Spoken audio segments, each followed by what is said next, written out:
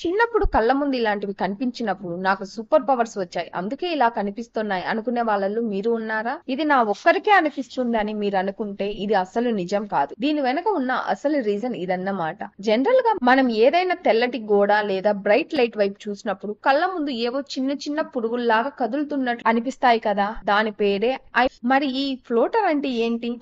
మన కళ్ళల్లో vitreous human అనే ఒక పారదర్శకమైన జెల్ లాంటి ద్రవం ఉంటుంది. మనకు వయసు పెరుగుతున్న కొద్దీ లేదా కొన్ని కండిషన్స్ వల్ల ఆ జెల్లులో ఫైబర్ ఫామ్ అవుతాయి. లైట్ మన కంటిలోకి వచ్చినప్పుడు ఆ ఫైబర్ రెటీనా మీద నీడ వేస్తాయి.